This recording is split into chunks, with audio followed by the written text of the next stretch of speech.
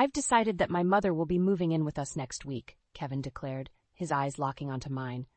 I nearly choked on my coffee. Excuse me? Without discussing it with me? We can't have her here, I rebutted, my voice trembling with a mix of shock and anger. Kevin leaned back, unfazed by my reaction. It's not up for discussion, Jenna. Mom's been through a lot since Dad passed, and she needs our support. My heart raced as I processed his words. Elaine, Kevin's overbearing mother, moving in? The mere thought sent shivers down my spine. But this is our home, Kevin. We should have talked about this first. He scoffed, dismissing my concerns with a wave of his hand. Don't be dramatic. It's just temporary until she gets back on her feet. I bit my tongue, knowing from experience that arguing further would be futile. Kevin had made up his mind, and my opinion didn't matter. Still, I couldn't shake the sinking feeling that this would be the beginning of a nightmare. As the days ticked by, the knot in my stomach tightened. I thought back to when Kevin and I first met, how charming and attentive he was. But over the years, that spark had faded, replaced by a growing indifference and a prioritization of his own needs over our relationship. The morning of Elaine's arrival, I braced myself. But nothing could have prepared me for the chaos that ensued.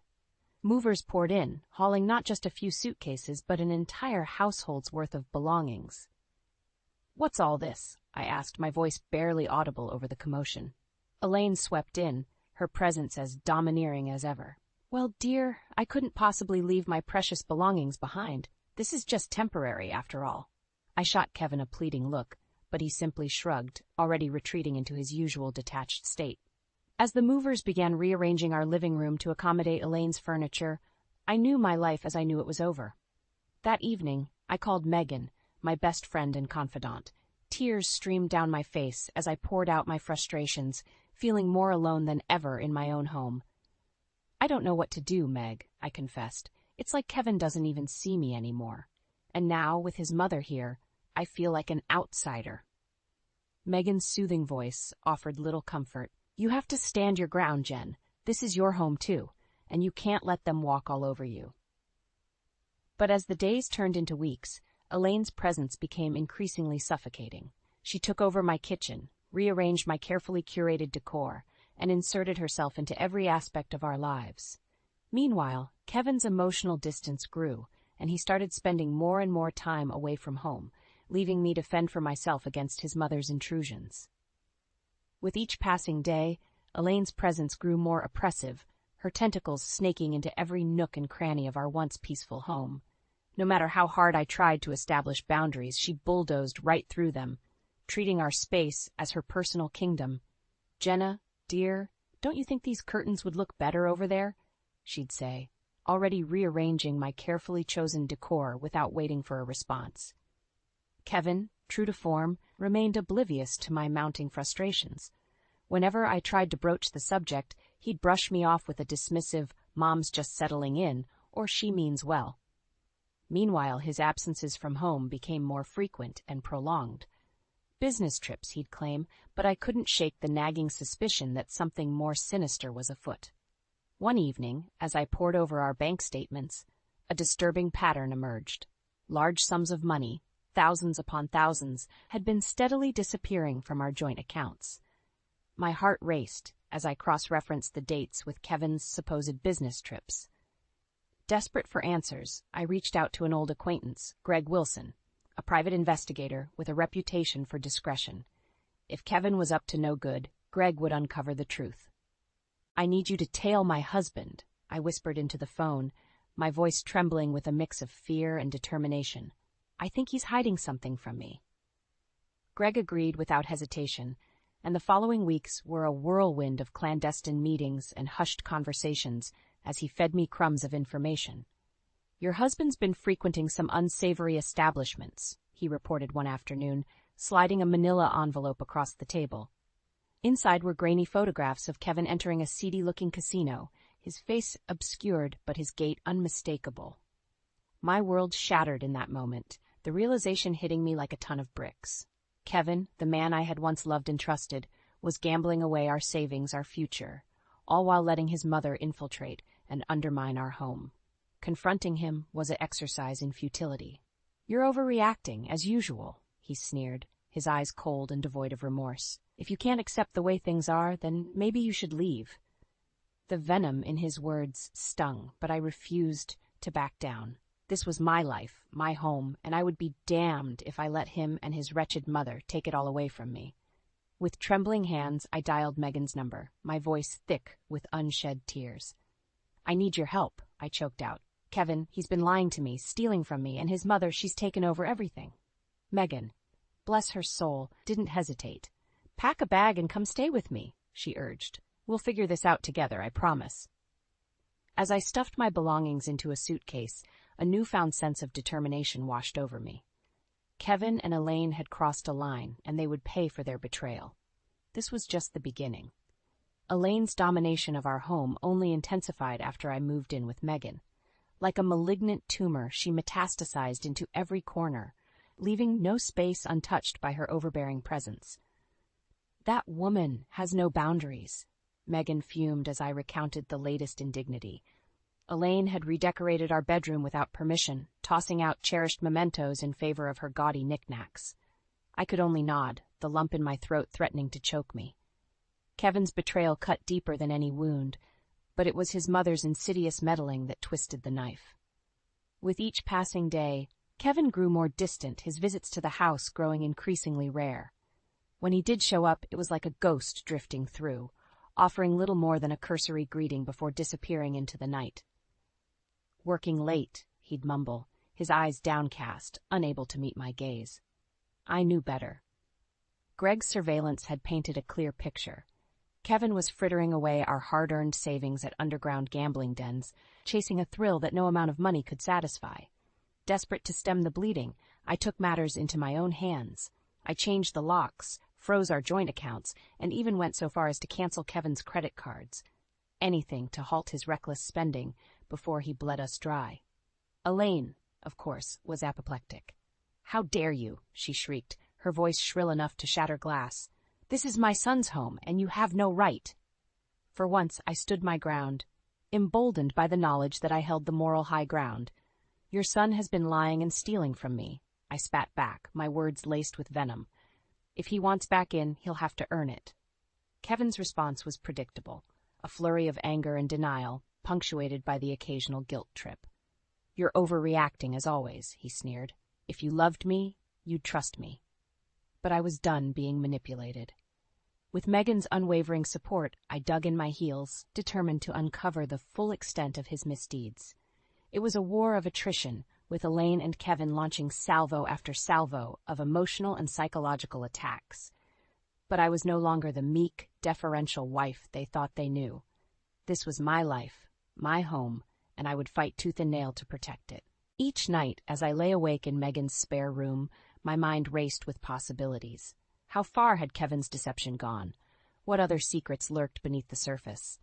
And, perhaps most pressing of all, how could I make them pay for their betrayal? Revenge, once a fleeting thought, had now taken root, a burning ember that I stoked with each fresh indignity.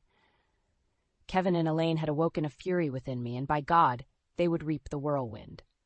As the weeks dragged on, my suspicions about Kevin's financial misdeeds only deepened.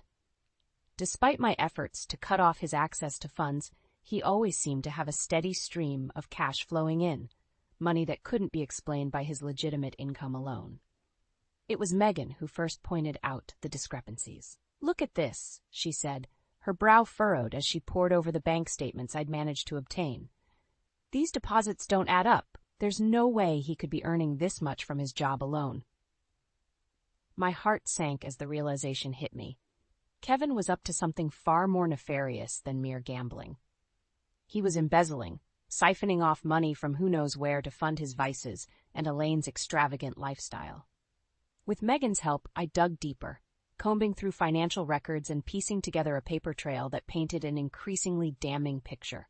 Kevin had been skimming funds from his company's accounts, using his position as a trusted manager to cover his tracks. The evidence was mounting, but I needed more.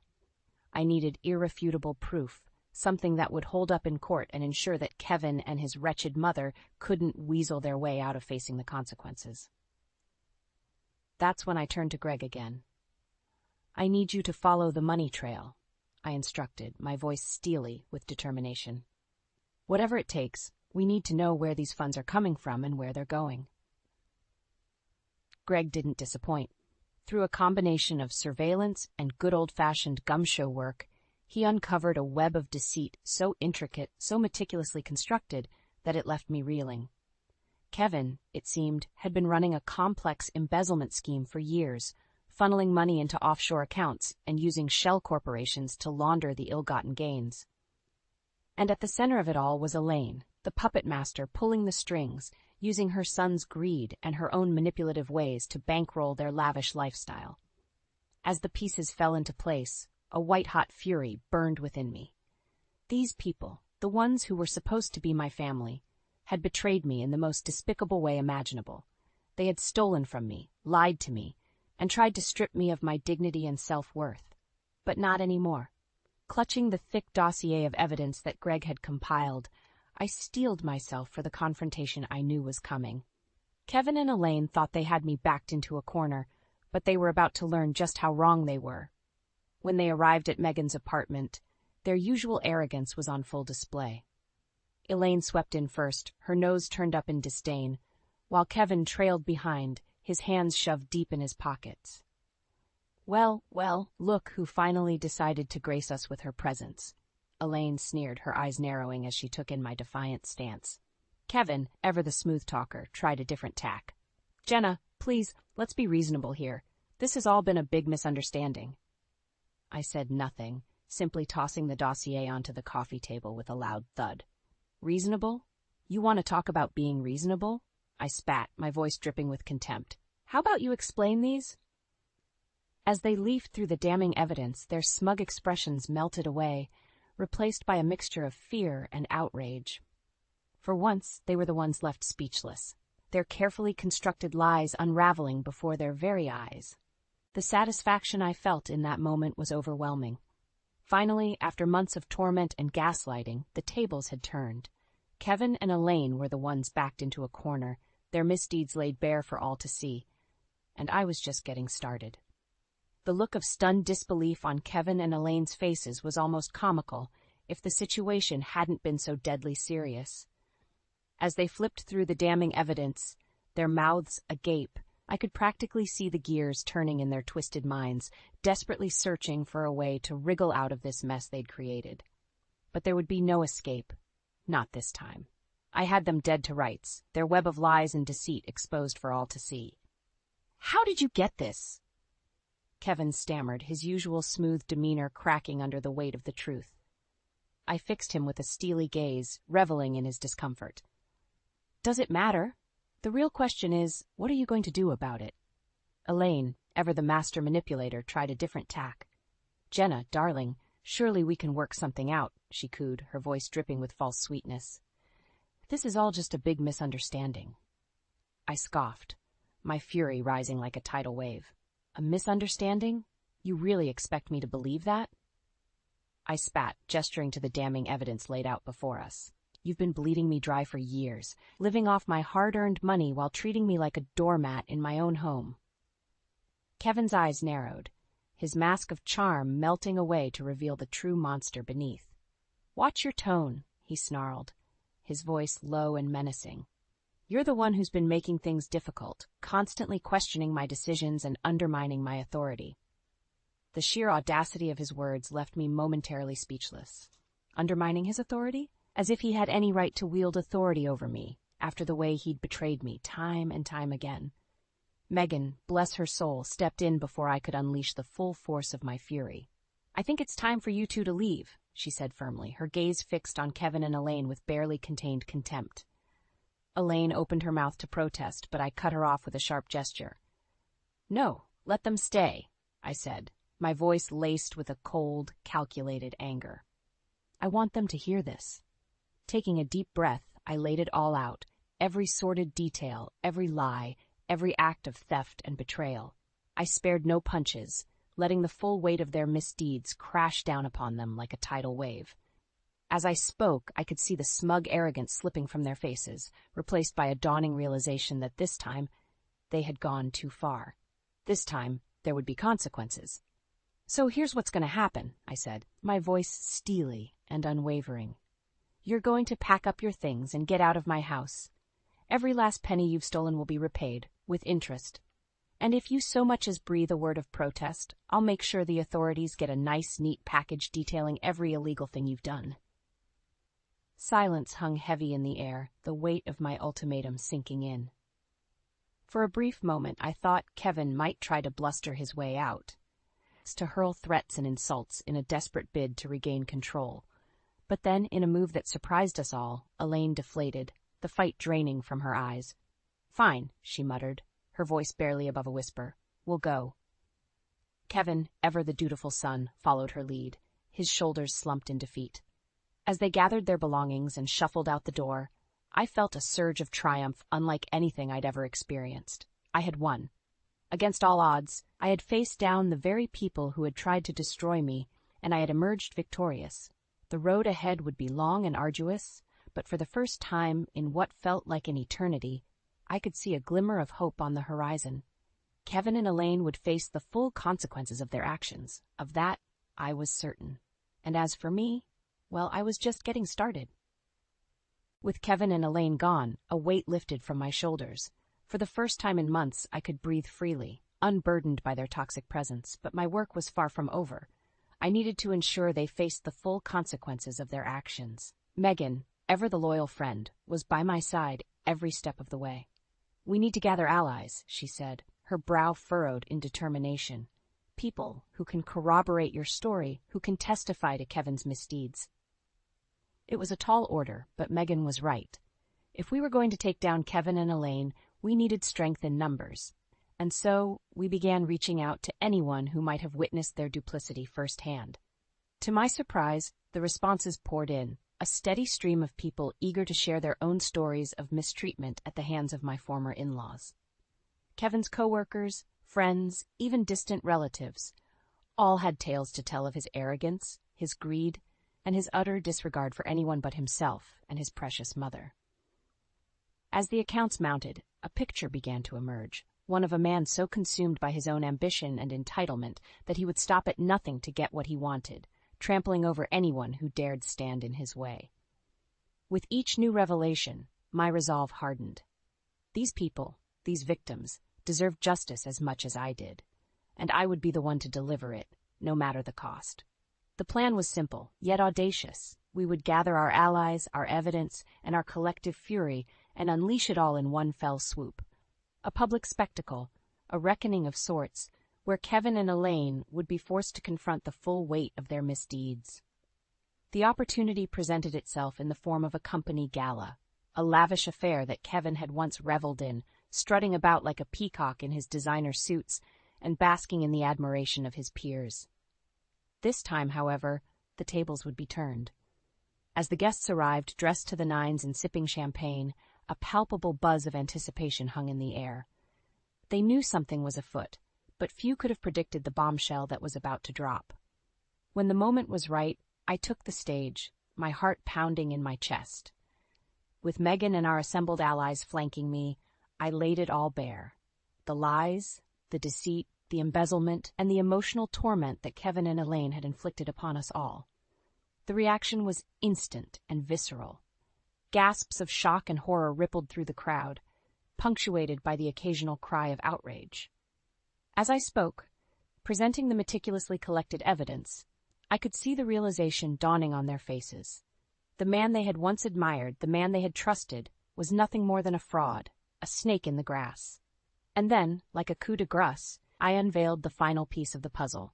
Video footage, obtained through Megan's resourcefulness, of Kevin and Elaine brazenly spending their ill-gotten gains on lavish vacations and extravagant purchases, all while pretending to be pillars of the community. The silence that followed was deafening, a collective intake of breath as the full scope of their betrayal sank in. And in that moment, I knew we had won. Kevin and Elaine, their faces twisted into masks of rage and humiliation, could do nothing but slink away, their reputations in tatters, their carefully constructed facade crumbling around them. As the dust settled and the crowd dispersed, murmuring in disbelief, I felt a sense of profound catharsis wash over me. The path ahead would be long and arduous, but for the first time in years, I could see a light at the end of the tunnel. Kevin and Elaine would face the legal consequences of their actions, of that I was certain. But more importantly, they would never again be able to inflict their poison on anyone else. Their reign of terror was over, and I, Jenna Taylor, had been the one to bring them to their knees. It was a victory hard won, but oh how sweet it tasted. The fallout from the disastrous gala was swift and merciless. Within days, Kevin had been unceremoniously fired from his cushy corporate job, his reputation in tatters. Elaine, too, found herself cast out from the social circles she had once lorded over, her name now synonymous with greed and deceit. As for me, I watched their downfall with a mixture of satisfaction and grim determination. This was just the beginning. The first step in holding them accountable for the pain and suffering they had inflicted upon me and so many others. With the evidence we had painstakingly gathered, it was only a matter of time before the legal system caught up to them. My lawyer, a bulldog of a woman named Samantha, wasted no time in filing charges for embezzlement, fraud, and a host of other white-collar crimes. "They'll try to wriggle their way out of this, you know," Samantha warned me, her steely gaze fixed on the mountain of documentation before us. "People like them always do. They'll plead ignorance, shift blame, anything to avoid taking responsibility." I nodded grimly, my jaw set. "Then we'll be ready. We'll make sure they can't escape the consequences of their actions, not this time." True to Samantha's prediction, Kevin and Elaine fought like cornered animals, deploying every legal maneuver and underhanded tactic in their arsenal. But we were prepared, our case airtight and our resolve unshakable. As the legal proceedings dragged on, I took a perverse pleasure in watching their once lavish lifestyle crumble around them. The fancy cars, the designer clothes, the ostentatious jewelry, all of it was slowly stripped away, piece by piece, as their assets were seized and their ill-gotten gains clawed back. Elaine, in particular, seemed to take the loss of her material trappings the hardest. I'll never forget the look of abject horror on her face as the movers carted away her precious antiques and curios, the very things she had prioritized over basic human decency. "You'll pay for this, you ungrateful wretch," she screeched at me, her eyes wild and her perfectly coiffed hair askew. "You've ruined us, destroyed everything we built." I met her vitriol with a steely calm unbowed by her theatrics. "You did this to yourselves," I replied, my voice level. All I did was expose the truth. Kevin, ever the more composed of the two, tried a different tack. In the rare moments when we found ourselves face to face, he would adopt a sickly sweet tone, his words dripping with false sincerity. "Jenna, please, let's put all this nastiness behind us," he would implore, his eyes pleading. "We're family, after all. Surely we can work something out for old time's sake." But I was no longer the naive, easily manipulated woman he had once known. The scales had fallen from my eyes, and I saw him for what he truly was, a snake, a parasite who had fed off my kindness and trust for far too long. "Save your breath, Kevin," I would reply, my voice laced with contempt. "The only thing we have to work out is how much time you'll be serving." And serve time he did, along with his precious mother. As the legal proceedings reached their climax, the weight of the evidence proved too overwhelming to ignore. Kevin was slapped with a lengthy prison sentence for his financial crimes, while Elaine received a hefty fine and probation for her role in the scheme. As they were led away in handcuffs, I couldn't help but feel a sense of vindication. For too long, these people had operated with impunity, trampling over anyone who dared stand in their way. But no more. They had finally been brought to heel, their lofty airs and delusions of grandeur shattered. It was a bittersweet victory, to be sure. The scars they had inflicted upon me would never fully heal, and the months of anguish and betrayal could never be undone. But in that moment, as I watched them being hauled off to face the consequences of their actions, I knew that I had emerged from this ordeal stronger, more resilient, and more determined than ever before. Kevin and Elaine had tried to break me, but in the end, it was I who had broken them. With Kevin and Elaine finally behind bars, a weight lifted from my shoulders. The long, arduous battle had taken its toll, but I had emerged victorious. Battered, perhaps, but unbroken. As I stood in the spacious living room of my new apartment, surveying the sleek minimalist decor, I couldn't help but marvel at how far I'd come. This fresh start, this sanctuary of my own making, was a testament to my resilience, a tangible reminder that I had reclaimed control of my life. The road here had been paved with hardship and heartache, but also with the unwavering support of those who truly mattered. Megan, my rock through it all, had been by my side every step of the way, offering her steadfast friendship and sage advice whenever the doubts crept in. And then there was Scarlett, my cousin, whose generosity had made this new beginning possible. When she'd heard of my plight, she hadn't hesitated to offer me the keys to this stunning high-rise apartment, a sanctuary far removed from the toxic memories of my former life. "Consider it a fresh start," she had insisted, her eyes shining with a mixture of pride and concern. "You've been through hell, Jenna. It's time you had a place of your own, a place where you can heal and rebuild." As I unpacked the final box, carefully arranging my cherished mementos on the sleek shelves, I couldn't help but reflect on the long, winding path that had brought me here. The betrayal, the anguish, the all-consuming fury, it had all been worth it, if only to arrive at this moment of hard-won peace. Of course, not everyone had been so fortunate.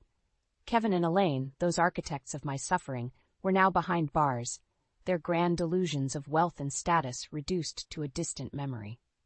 From what I'd heard through the grapevine, their fall from grace had been steep and unforgiving. Kevin, once the smooth-talking corporate climber, had been reduced to a hollow shell of a man, his bravado evaporating in the harsh reality of prison life. Elaine, too, had found herself adrift, her once formidable social standing decimated by the revelations of her misdeeds. A small, petty part of me relished in their misery, reveled in the knowledge that they were finally getting a taste of the pain and humiliation they had so callously inflicted upon me and others. But as the days turned into weeks, that vindictive urge faded, replaced by a sense of weary acceptance. They had been the masters of their own undoing, their greed and hubris ultimately proving to be their downfall. As for me, I had emerged from the crucible tempered and anew, ready to forge a life truly worth living. The housewarming party that Megan had insisted on throwing was a testament to just how far I'd come. As I surveyed the gathered crowd of friends, old and new, I was struck by the outpouring of love and support. "To Jenna," Megan declared, raising her glass in a toast, "the strongest, most resilient woman I know. You've been through hell and back, but you never gave up. You never let the bastards grind you down." A chorus of cheers and laughter erupted, buoying my spirits and filling me with a warmth I hadn't felt in years. These people, these wonderful, caring individuals, were my true family, the ones who had stood by me when the chips were down, who had believed in me even when I had doubted myself. As the night wore on and the laughter and conversation flowed, I found myself reflecting on the long, winding journey that had brought me to this moment. The pain, the heartache, the soul-crushing betrayal, it had all been a crucible, a trial by fire that had forged me into the woman I was today. And as I looked around at the smiling faces of my friends, my chosen family, I knew that no matter what challenges lay ahead, I would face them head-on, unbowed and unbroken. For I was Jenna Taylor, survivor and warrior, and my story was just beginning.